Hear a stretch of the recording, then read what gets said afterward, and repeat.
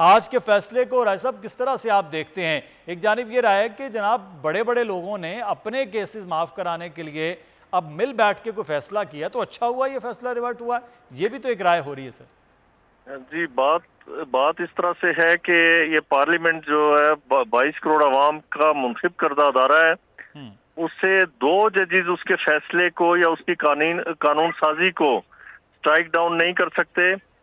آپ کو بار بار کہا گیا تھا، آپ سے استدعا کی گئی تھی کہ آپ لارجر بینچ تشکیل دیں، فل کورٹ تشکیل دے دیں، 17 کے 17 ججز کو بٹھا کے فیصلہ کر لیں، لیکن وہ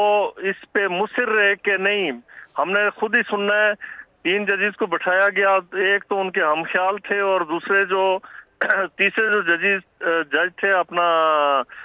جسٹس منصور علی شاہ صاحب، انہیں وہ اختلافی نوٹ کے لیے کہ چلے فیصلے کی کریڈیبلٹی ہو جائے گی،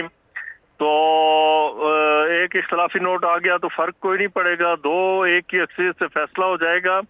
اس طرح سے وہ کرتے رہے اور جتنا عرصہ وہ چیف جسٹس رہے، انہوں نے اپنی مرضی کا ایک بینچ اپنے ہم نوا اکٹھے کر لیے تھے، ان کے ذریعے وہ اس طرح کے فیصلے کیے انہوں نے۔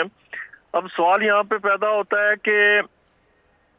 ایک جو چیف جسٹس ہے اسے پتہ ہے کہ پریکٹس اینڈ پروسیجر ایکٹ وہ پاس ہو چکا ہے جی، اس کے اس ایکٹ کی روشنی میں اب کرنا کس نے ہے بینچ تشکیل، وہ 3 ججز، چیف جسٹس اور اس کے ساتھ 2 ججز جو سینئر ہوں گے، تو انہوں نے بینچ تشکیل دینا ہے۔ اب سوال یہاں پہ یہ بھی اٹھے گا اور یہ 1-2 دنوں میں آپ دیکھ لیں گے، اس حوالے سے بھی پٹیشنز آ جائیں گی، اور شاید چیف جسٹس جو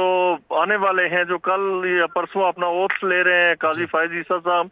وہ بھی اسے دیکھیں گے کہ پریکٹس اینڈ پروسیجر ایکٹ بننے کے بعد جتنے فیصلے ہوئے، جتنے بینچز تشکیل دیے گئے، وہ قانونی تھے یا نہیں۔ اس پہ سوال پہلے سے اٹھایا جا چکا ہے، اور وہ جسٹس منصور علی شاہ صاحب نے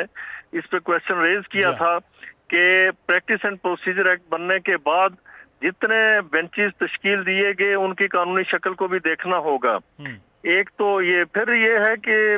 میرے خیال میں ان کے بہت سارے فیصلے ریویو ہوں گے،